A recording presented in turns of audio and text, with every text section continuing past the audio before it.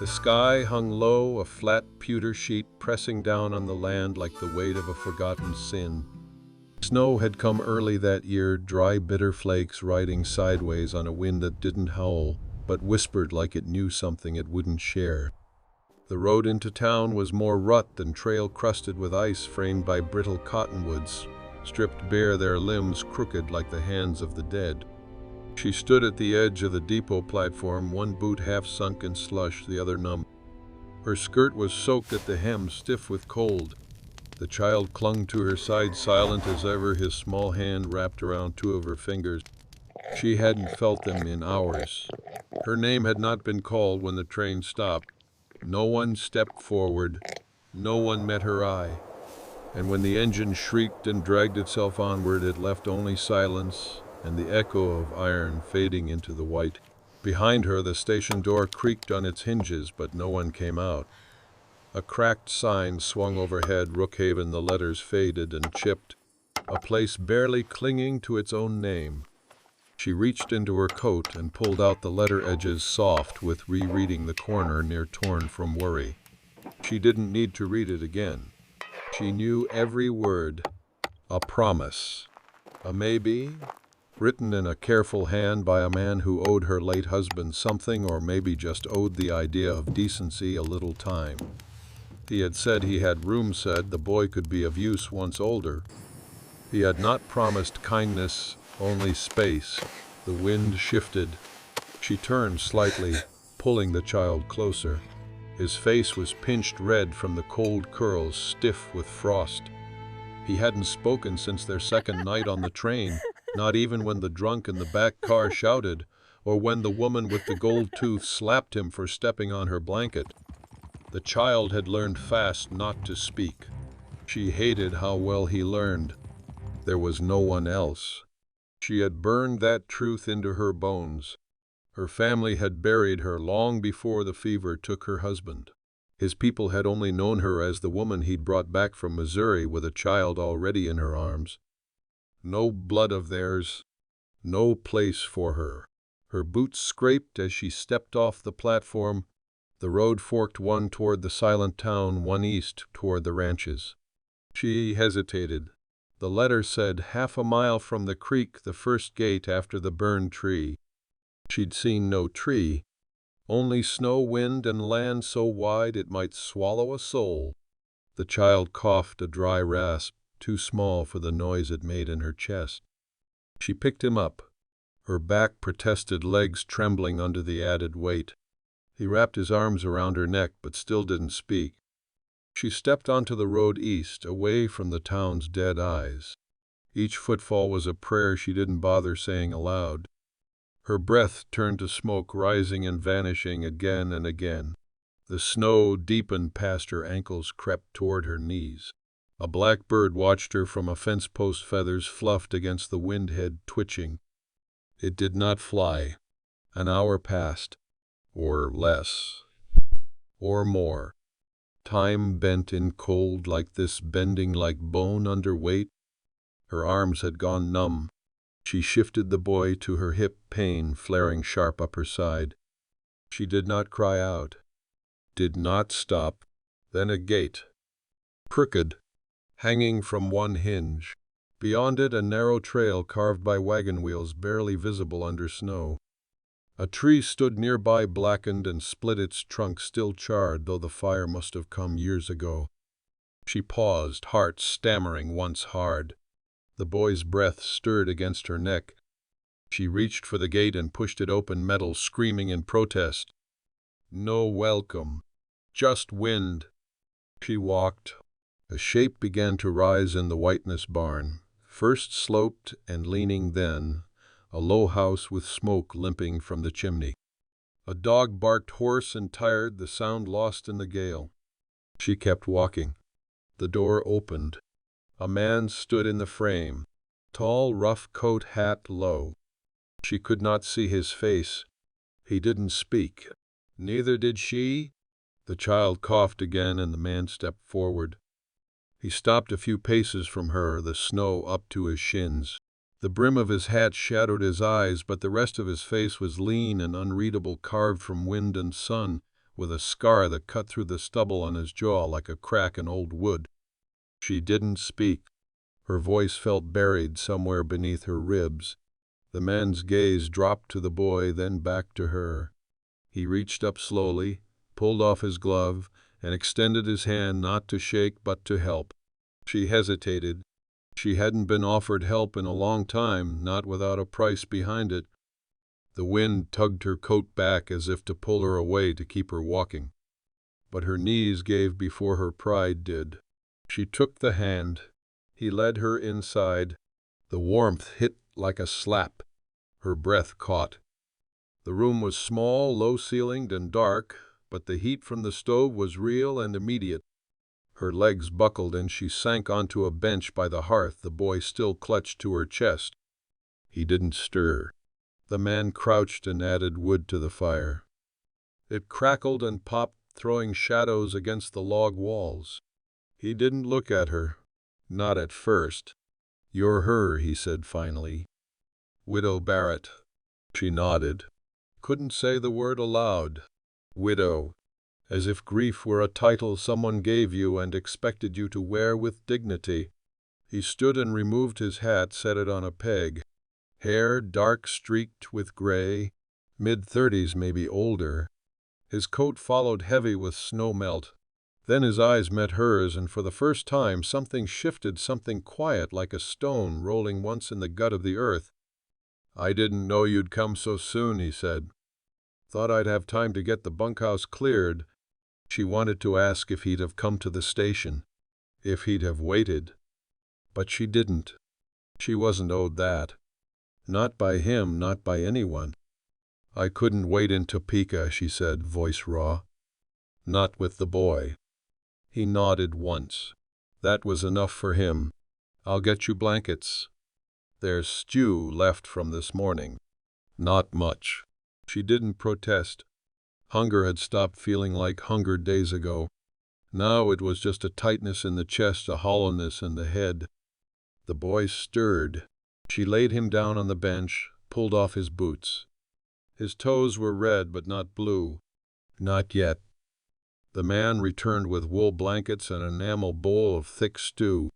She ate slowly, hand trembling with each spoonful, the heat of it hitting her empty stomach like fire. He sat across from her, silent, not watching her like a man might watch a woman, but like someone trying to understand what damage had already been done. "You call him yours?" he asked after a while. She stopped, spoon hovering over the bowl. "I do," she said. "You carry him like he is." She looked down at the child's face, cheeks sunken from days without. "He ain't got another." Silence stretched again, not tense, just tired. He nodded once more. "I'm Elias Rock." "I know," she said. Another quiet beat. "I got work. Fences broke from the last storm calves that won't feed. I didn't ask for company." "I didn't come to be company," she said. "You offered space." "That I did." She tucked the blanket around the boy, then met his eyes. "I work. I don't expect kindness. Just a roof that don't leak and a chance to earn my stay." He looked at her long then, as if testing the truth of what she'd said, not the words, but the weight of them. "You'll get it." He stood, went to the stove, and refilled her bowl without asking. The snow kept falling outside, thick and patient. The fire crackled. Her hands stopped shaking. It wasn't home. Not yet. Maybe never. But she wasn't outside anymore. Not tonight. Stay mounted, subscribe, and ride forward. The next morning came blue and brutal. The sun cracked over the horizon but brought no warmth, just a pale glare across the snow that forced her to squint as she stepped out of the house. The air stung her throat. Her breath rose in slow ribbons. Elias had left before dawn. She'd heard him moving about in the dark, boots scraping the floor, the door creaking open, then closed with a dull thud. No words. Just the sound of a man used to doing things alone. She found the barn by the trail of boot prints he'd left behind, already filling with snow. The structure leaned eastward like it had given up resisting the wind. Inside, the smell hit her first hay manure, old wood, the coppery tang of animal sweat. A small mercy that it was warmer than outside. Barely. She paused at the entrance, heart banging a little harder than it should. She hadn't been near stock in years. Not since before sickness took her husband and work became about survival, not skill. But fear was a luxury she could no longer afford. Elias was crouched near a penned calf, rubbing its flank, murmuring something low and steady. The animal's ribs showed too clearly beneath its winter coat. When he looked up, he didn't seem surprised to see her. "I was about to send you back," he said, wiping his hands on a bit of sacking. She stepped in anyway, closing the door behind her. "The boy's sleeping still. I can help." He studied her face posture, maybe the fine tremble in her fingers. But he didn't argue. "Can you handle a pitchfork? I know which end to hold." He nodded toward a stall where the hay had gone rank. "Then start there." Her arms burned fast. Muscles she hadn't used in months barked their protest. But she didn't slow. Not when the blisters started, not when sweat soaked the small of her back beneath her coat. Elias didn't speak much, just handed her a tin cup of well water when her breathing turned ragged. She drank with both hands like a child. After he showed her how to feed the weak calf from a sack and nipple, she knelt beside him, her fingers clumsy, the milk spilling down the calf's chin. Elias took her hand, steadying it, guiding the rhythm. His touch was firm, not rough. No heat in it, just help. That almost undid her. By noon her knees were wet, her hair matted to her temples and her palms torn. Still, she felt lighter than she had in months. They ate in silence again. Bread beans jerky that was tough as old rope but filled her belly. The boy sat on her lap, more alert now, eyes following Elias's movements. When Elias caught him staring, he gave a small nod. The boy ducked his head. It was the beginning of something. She didn't know what. That night she lay awake on the straw mattress in the corner room Elias had cleared for them. The boy snored softly beside her, thumb near his mouth. She watched the shadows shift across the ceiling, listening to the wind gnaw at the eaves. She remembered the first time she saw her husband's sweat-darkened shirt hands, raw from harvest, smile easy. And the last time when fever turned his eyes glassy and his voice to air.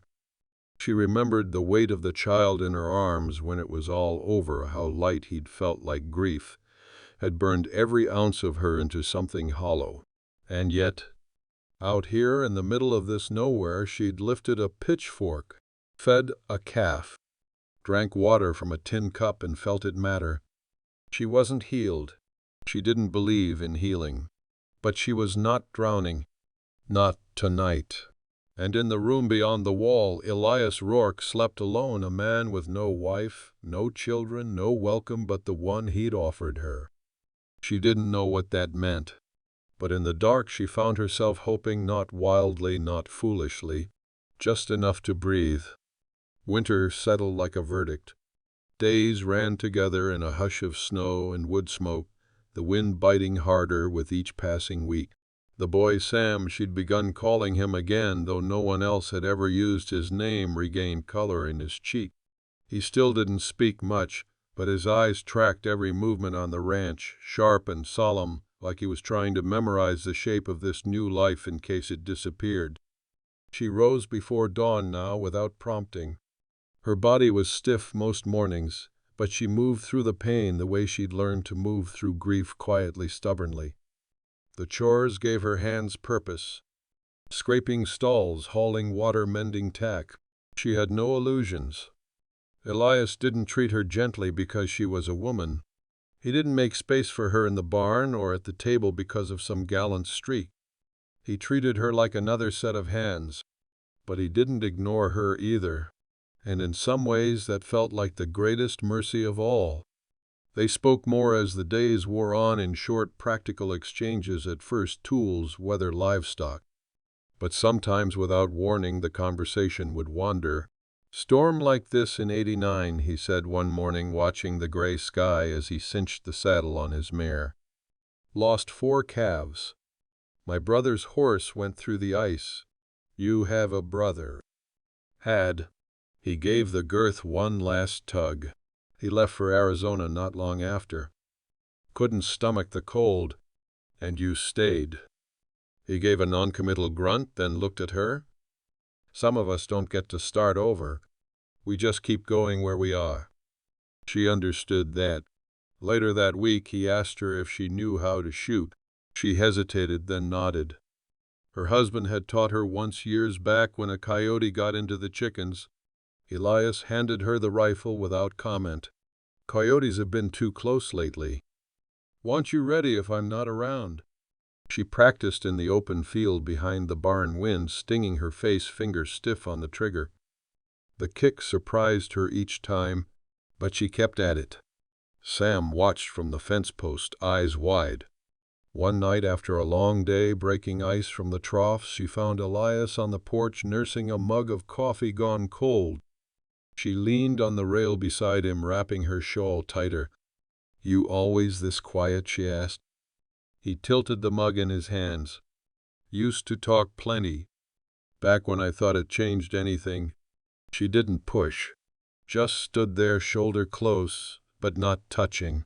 The moon rose slow and golden over the ridge, lighting the snow like a lantern under glass. My husband used to hum, she said after a while. When he worked. Tuneless, mostly like he didn't even know he was doing it.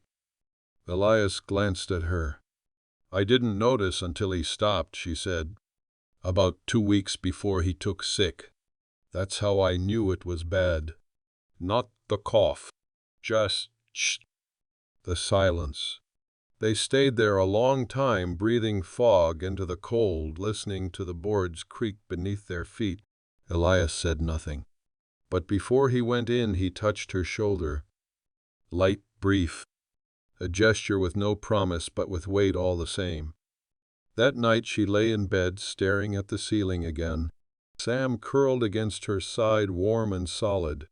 The wind pressed at the windows, and somewhere in the distance a coyote called. She didn't feel afraid. Something had begun to shift between them, not quickly, not like in stories, but like thawing earth under snow. Slow, reluctant, but real. And sometimes when Elias passed her in the barn, his hand brushed her back without thinking. She didn't pull away. March came in mean with sleet that stung like needles and turned the road into a river of mud and half-melted snow. The thaw should have been a relief, but it only exposed what winter had buried: broken fence posts, sodden hay, and a cow half dead from calving too early. She and Elias worked side by side through it all, wordless when there wasn't time, quiet when there was. She'd taken to wearing one of his old canvas coats over her dress, 2 big sleeves rolled twice, but it kept her dry. He didn't mention it, just noticed the tear near the elbow and stitched it one night by lamplight while she swept out the hearth. By now they had a rhythm. She handled the kitchen without asking. He let her. She kept inventory of the supplies, made meals from next to nothing, sewed the boys' shirt cuffs when they frayed. He never thanked her aloud, but he always ate what she made, always fixed what she couldn't lift. One afternoon, after a long morning pulling a stuck wagon from the creek crossing, she found Elias hunched over a small box in the barn loft. She almost turned away, not meaning to intrude, but he looked up and gestured her in. The box held letters. Worn, dirt-smudged envelopes with the corners softened from handling. My mother wrote every month till she passed, he said. She hated this place. Said it took too much from a man. She sat across from him on the hay bales, arms wrapped around her knees. Was she right? He folded a letter along the same crease it had worn years ago. Maybe. I've had days I couldn't argue with her. He looked out the slatted window. The sun was low and gold, catching the wet fields in amber light, but I've never wanted to leave. Even when I should. She waited. Something hung there unsaid between breath and regret. I was engaged once, he added, voice flat. Didn't work out. Her throat tightened. Why not? He gave a slight shake of the head. She wanted a man who'd give her a town life. Roof that didn't leak dress money, neighbors. I told her I'd try. She said trying wasn't the same as doing. She let that settle, the weight of it familiar. I told my husband I didn't care about fine things, she said. But I used to dream about them anyway, even after he was gone. They sat like that a while, both watching the dying light through slats in the barn wall, letters between them like bone. Later she heard Elias playing the fiddle for the first time. It was late. The fire had gone low, the boy already asleep. She had been sewing a patch on her skirt when the music crept in from the porch, slow, mournful, nothing fancy. Not played for an audience, but for memory, maybe forgiveness. She stood by the door unseen and listened. The sound bent her chest in a way words never could. There was no joy in it, but no bitterness either. Just a man speaking the only language left when all others failed. He didn't stop playing when she stepped outside. He didn't say a word. Just shifted slightly, made space on the porch bench. She sat beside him, close enough that their shoulders touched. The last note faded into the night. "Where'd you learn?" she asked. "Pa taught me. Said every man ought to know how to make something that didn't involve killing." She smiled, tired and honest. He was right. The next morning Elias left for town. Supplies, he said. He didn't ask if she needed anything. He just brought back a tin of coffee, 3 apples, and a spool of strong black thread. When he handed her the thread, he didn't speak. But she felt it anyway, a kind of offering. Not love. Not yet. But recognition. A man saying, "I see what you meant." That night Sam curled beside her with an apple half-eaten in his hand. He looked up at her with something like peace. She brushed the hair from his brow, tucked the quilt around his shoulders. Outside she heard Elias closing the barn door, slow and steady. She no longer flinched at the sound of boots on the porch. Spring came in uneven. One day, sun the next, a wind sharp enough to cut through bone. The land woke up slow, like it wasn't sure it wanted to. Brown gave way to pale green in patches, and calves stumbled after their mothers in the thawed fields, legs too long for their bodies, eyes wide and dumb with trust. She found herself laughing one morning, just a short sound, breathy and surprised, when one of the calves butted its head into her skirt and nearly knocked her down. Elias glanced over from the fence line, smiled without showing teeth, and went back to hammering the new rail into place. It had been weeks since they'd touched more than briefly, her hand on his arm when a horse bucked his fingers, steadying hers when she stitched his palm after he split it on rusted wire. But something was building. Not urgent, not wild, just steady, like rain filling a dry well. That night, as they walked back from the field, boots heavy with mud, she said, "It's easier here than I thought it'd be." Elias wiped his brow with his sleeve. "It ain't easy." "No," she said, "but I mean I know what the work costs now. I don't dread it." He gave a small nod. "You carry weight like someone who's used to it." "I was always carrying something," she said. "Just didn't used to be useful." They reached the porch, and she stopped short, startled. A wagon stood out front. Fancy paint, chipped by travel, brass trim dulled with dust. A man in a brown jacket leaned against it, hat tipped back, grin too wide to be friendly. Elias stiffened beside her. His hand went to her back without thinking. The man straightened. "You must be the widow." She felt her stomach tighten. Sam had come out from the house behind her and now clung to her skirt, his body tense. "I'm Ira Cotter," the man said. "Barrett was my cousin." She blinked. The name meant nothing. She'd never heard of him. "Didn't know he had kin left," she said. "Most folks don't. Barrett and I had a falling out. But blood's blood." His eyes landed on Sam, narrowed slightly. "That your boy?" Elias stepped forward. "What do you want, Cotter?" Ira looked him over, slow and amused. "I want what's mine." "Barrett, owed me money. And that land you're squatting on it was supposed to come back through the family if he passed without heir. There is no land, she said flatly. He sold it before he got sick. Everything we had went to debt. Iris smiled thinly. Maybe. Maybe not. Either way, the boys know Barrett. That's clear enough. She felt Sam flinch against her. Rage rose in her throat like bile. Elias's voice dropped. You came all this way to take something that doesn't exist. I came to make sure what's mine isn't in the hands of strangers. You're looking at a child, Elias said. Not a claim. Ira stepped back, hands raised. Didn't mean offense. Just seeing what's what. Law don't always favor folks who pretend. She moved without thinking, stepped in front of Sam, chin lifted. I'm not pretending. That boy is mine in every way that counts. Ira's smile didn't reach his eyes. We'll see what the court says.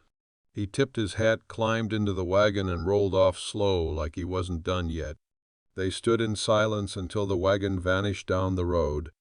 Inside, she sat hard on the edge of the bed, arms around Sam, who shook with silent, held in sobs.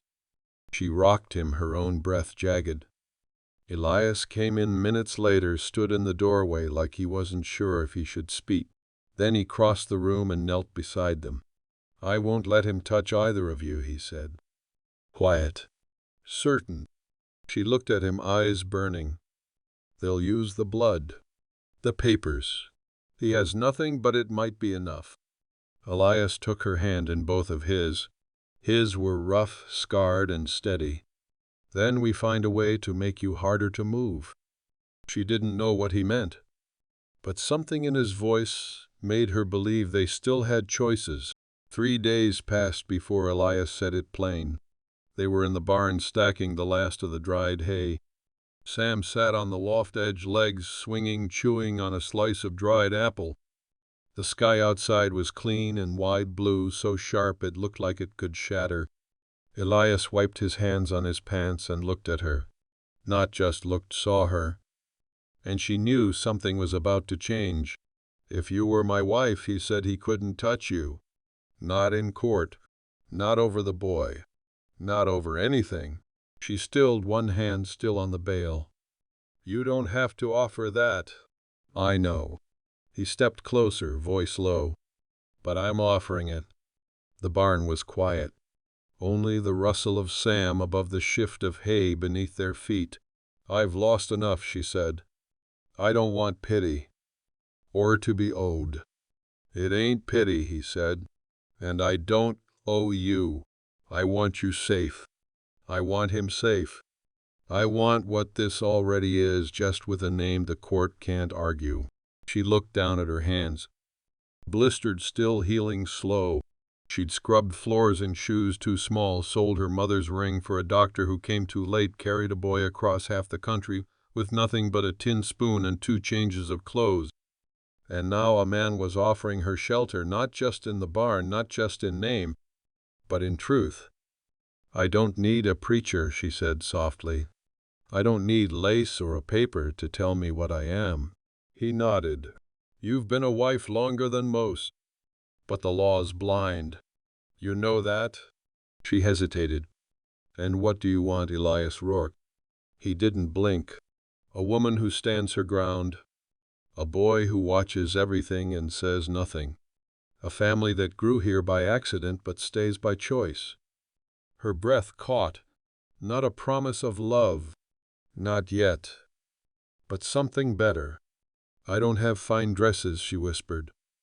I can't give you sons. I don't know if I even want more. He reached out and touched her jaw gently like something precious. I never wanted fine things. I wanted what stayed. And somehow that broke her. Quietly. She didn't cry, but she leaned into him, forehead resting against his chest, arms limp at her sides. Sam called down from the loft, Mama. She looked up. Her first word in a long time, spoken without fear. I'm here, baby. And then loud enough for Elias to hear, we're staying. They married 2 days later. No preacher, just a signed paper at the sheriff's office in town, a nod from the clerk, and a quiet ride home through dust and wind. Elias handed her his mother's ring, a thin gold band worn soft at the edges. She hadn't asked for it, didn't know he still had it. He didn't say anything when he gave it to her, just slid it on her hand like it belonged. The ranch hands came by that evening bringing bread and a bottle of whiskey. No one made speeches. Someone played a fiddle and Sam fell asleep curled up on a saddle blanket by the fire. Elias stood beside her, arm around her waist. She felt the weight of it, steady, real, not a rescue but a joining. Later that night, as she lay beside him, his breath slow, and even in sleep, she whispered into the dark, "I was ready to disappear." And in the silence that followed, she understood something she never had before. She wasn't just safe. She was chosen. The land turned green in earnest come May. Rain came regular, soft at first, then in hard pulses that filled the creek and ran down from the hills in silver ribbons. The fields, once gray and frozen, now swelled with life, grass knee-high, wildflowers blooming reckless along the fence lines. Birds returned noisy and unapologetic as if the long winter had never happened. She spent her mornings in the garden, sleeves rolled, hands dark with soil. She planted onions, beans, cabbage, and late corn. Sam helped, quiet but careful, his small hands following hers, copying the way she pressed the seed into the ground, the way she smoothed the earth back over it like a blanket. "You trust things will grow?" he asked once, squatting beside her, brow furrowed. "I don't trust," she said, "but I try." He nodded like that made sense. Inside, the house changed. Subtly. A second cup left by the stove without thinking. Her shawl hung next to Elias's coat.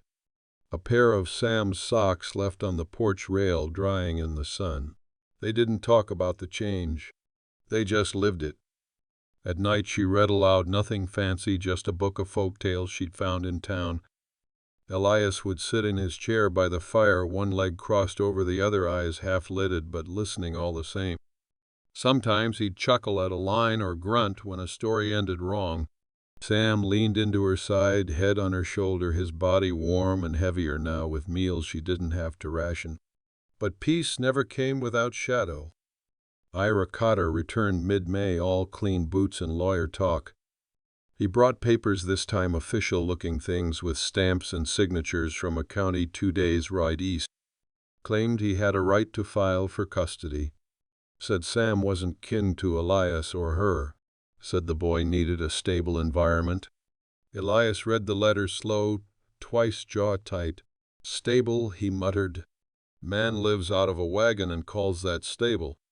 Ira shrugged, smiled. "Courts like blood. And money." She felt the old panic clawing at her throat. The world had never given her much, and what it had given it had taken back with interest. But she stood her ground. "You have no claim," she said. "Not by law. Not by soul." Ira grinned. "Law don't care about soul." Elias stepped forward. "You take this to court, you'll lose. You know that." Ira didn't flinch. "Maybe, but it'll cost you to find out." When he left, dust trailing behind his wagon, Elias turned to her. "He's bluffing." "Are you sure?" "No," he admitted. "But we'll be ready." They met with the sheriff, talked to the clerk, found the one honest lawyer in a 3-county radius, and paid him in cured meat coin and a promise of future labor. The next weeks passed like a slow fuse. Work continued. Fences mended, calves branded, wood chopped. But the air had tension in it now, like something waiting to break. One night, as thunder rolled somewhere far off and the wind shook the window glass, she sat at the table long after Sam had gone to bed. Elias poured 2 fingers of whiskey, slid it to her. She didn't drink often, but that night she did. "What if we lose?" she asked. He looked at her, eyes heavy. "Then we fight again." "I'm tired of fighting." "I know," he said, "but you don't stop just because you're tired. You stop when you win." She stared down at her hands. The ring still sat on her finger, snug and worn. "You really want to carry all this with me?" "I already am." That night she lay awake listening to the storm, Elias's hand resting over hers beneath the quilt, and she knew whatever came, she wasn't alone in it anymore. Come what may, they were three, and three was harder to take than one. The summons came in early June, delivered by a boy with freckles and bare feet who looked like he'd rather be anywhere else. He handed over the folded parchment and turned back toward town without waiting for acknowledgement. She opened it slowly, fingers stiff. Elias stood beside her, reading over her shoulder. The ink was smudged in places, the language clipped, and "cold custody, hearing county seat 2 weeks from now." The paper might as well have been a loaded gun. Sam watched them from the porch steps, knees pulled to his chest. He didn't ask, didn't speak, but he knew. They prepared quietly. Elias rode to town and came back with borrowed clothes that didn't quite fit. She mended a collar, let out the waist. He shaved. She braided her hair for the first time in months, tight and clean like her mother used to before Sundays. The morning they left, the sky was low and white, threatening heat. Sam sat between them in the wagon, his small hands folded in his lap. He looked down at them like they didn't belong to him anymore. The courthouse sat on a hill, grand in its own tired way, paint-peeled steps, cracked windows, dusty. But the flag hung high, and the men inside carried themselves like gods. Ira Cotter was already there, seated smugly at the front. Clean coat, slicked hair, a lawyer beside him who looked bored. The hearing moved fast, too fast. Words like biological relation, unlawful guardianship, and moral fitness floated through the air like flies. The judge, a heavy man with a red face, asked questions without looking at her. Was the child formally adopted? No, sir. Are you related by blood? No, sir. Is Mr. Rourke the boy's father? No, sir. But that will suffice. Her throat burned. Every answer made Sam smaller beside her. Every no chipped at something she didn't have the words to defend. Then Elias stood. The room quieted. His voice didn't waver. He spoke of the train platform, of the child half-starved, of the widow with nothing but grit in her hands, and a boy who trusted no one. He spoke of mornings spent teaching, of a child who watched every movement on the ranch and learned without being told. Of a woman who mended what was broken and never once asked for thanks. Blood don't raise a child, Elias said, looking straight at the judge. Steady hands do. Work does. Love does. The room held still. Even the lawyer looked up from his notes. Then Sam rose, walked to the front, stood beside Elias without being called. The judge frowned. Son. I ain't his son by blood, Sam said. His voice was thin, but it carried. But he shows me how to hold a fence post straight. She makes the bread. I feed the calves. That's our family. He looked over his shoulder at her. She's my ma. And then he was quiet again, like it had taken all the words he had. The judge cleared his throat, scribbled something. The lawyer for Ira Cotter whispered behind his hand. Ira looked less certain now, face flushed with something that wasn't victory. It took another hour, but in the end the judge ruled in their favor. Custody is granted to Mrs. Rourke, he said, on the grounds of established guardianship and the child's stated wish. They left without looking back at Ira. The sun was brutal on the steps, but the wind was kind. In the wagon, Sam sat between them again. This time his hands weren't folded.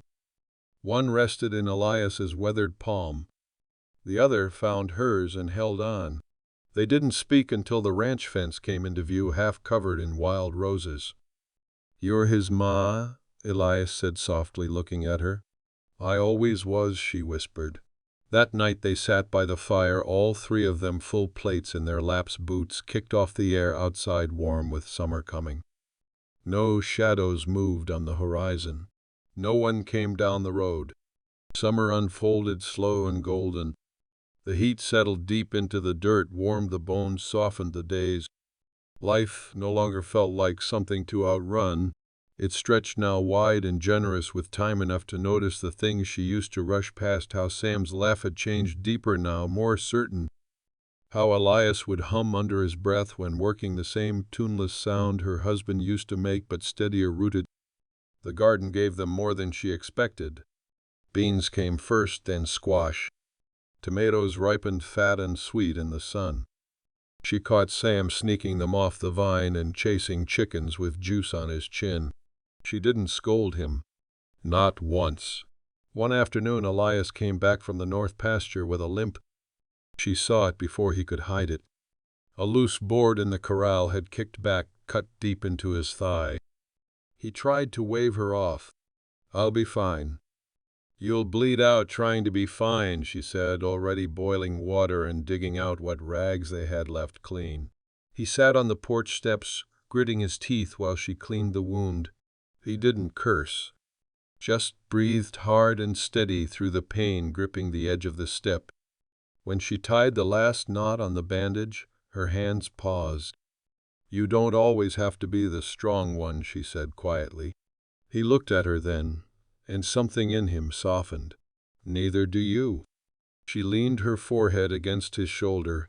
It wasn't romance, not in the storybook sense. It was deeper, quieter, the kind of closeness built on what didn't need to be said. Later that night, Sam came to the porch with something in his hands, a carving he'd made from an old piece of pine. It was rough, lopsided, but clear enough.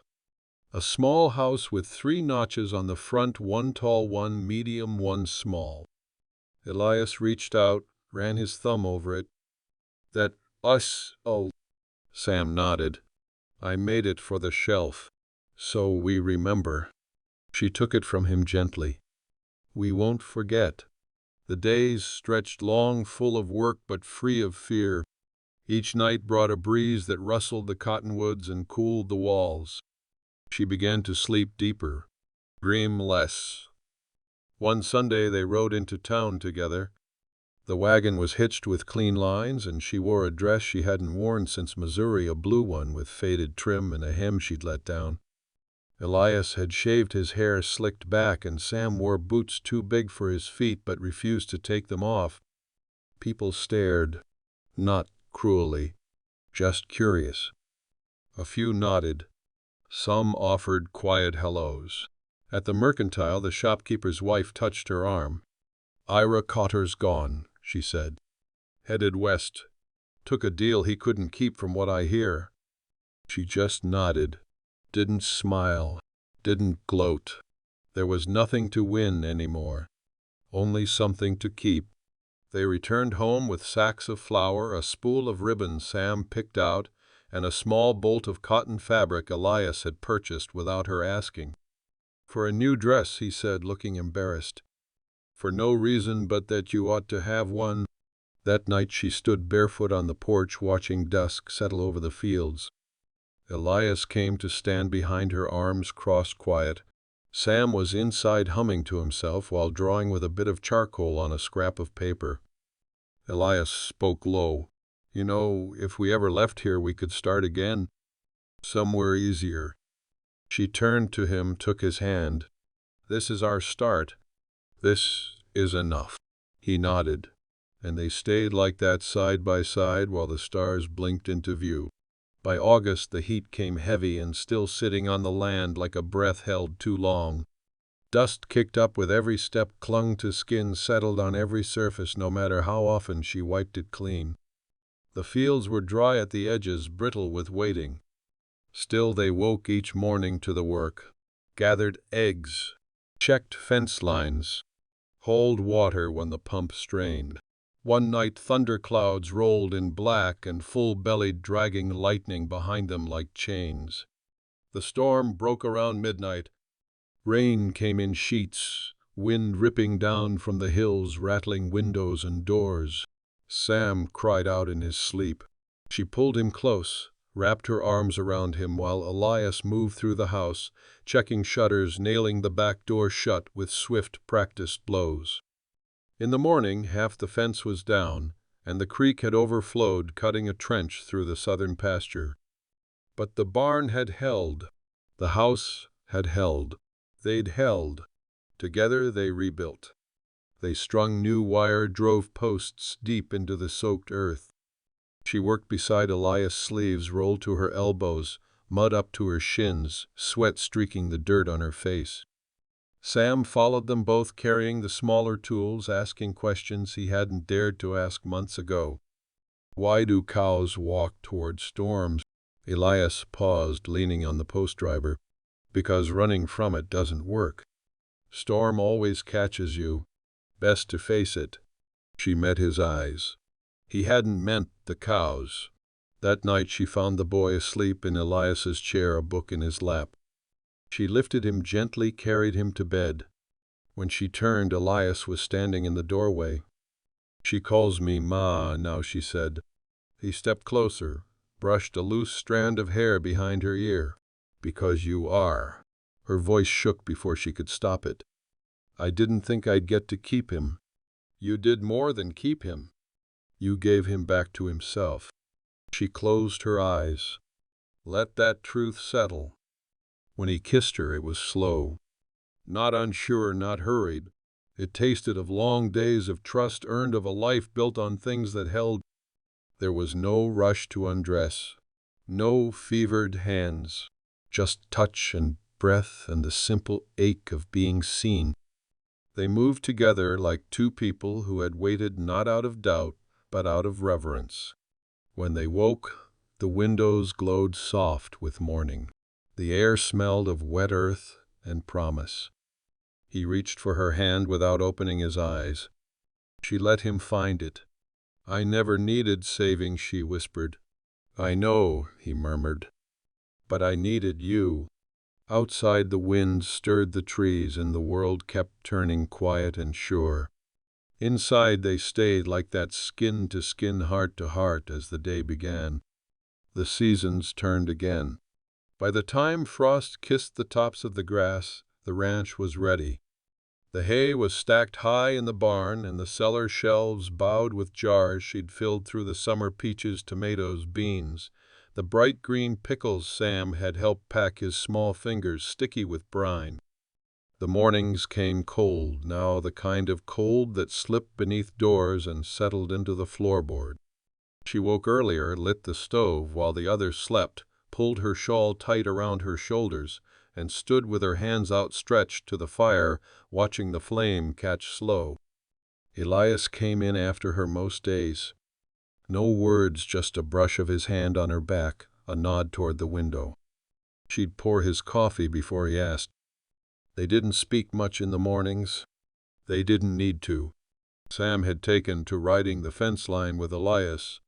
He'd grown into his boots a little, the ones once too big, though he still tripped sometimes when he wasn't looking where he walked. His laugh had come back full now, quick, surprising, the kind of sound that filled a room before anyone noticed.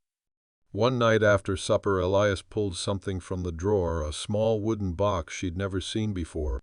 He placed it on the table between them.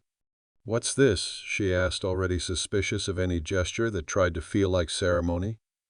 Elias opened the lid. Inside was a simple ring, not new, not polished, but worn smooth with time. Silver, carved faintly with 3 small ridges around the band. Was my father's, he said. He gave it to my mother on their last winter. I found it in her drawer after she died. She stared at it. I already have a ring. He nodded. This one ain't for the courts. Her hand trembled a little as she reached for it. Why now? He looked across at her, steady. Because I want the world to know what I already do. That you're not just someone who stayed. You're someone I chose. And keep choosing. She swallowed hard. I don't need a ring to know that. I know, he said. But I want to give it to you anyway. She slipped it on. It fit like it had always belonged there. That night after Sam had gone to bed, they stood out on the porch together, shoulder to shoulder, watching their breath rise in the sharp air. The stars above them were bright, endless. Somewhere out on the far ridge, a coyote called low and lonely. The sound didn't frighten her anymore. Elias spoke without turning. "You ever think about what comes next?" She nodded. "Every day." "What do you see?" She thought about it for a long time. "I see a new shed for the tools. I see Sam growing taller. I see a mare in the spring we might try to break. I see beans that won't take in the north field, and I see us planting them anyway." She paused. "I see you. Still here." He reached for her hand. Held it. "I see that too." Later, when they went inside, she paused to tuck the wooden carving Sam had made the house with the 3 notches into a box by the hearth, next to the old ring he'd given her, and the spoon she'd carried from Missouri, bent now from years of use. Things that had lasted. Before bed, Sam asked her, "Are we still a family if nothing big happens next?" She smiled, smoothed his hair. "We're a family because we keep showing up. Even when nothing big happens." The fire burned low. The wind moved soft along the outside walls. And somewhere in the dark, the land rested. So did they.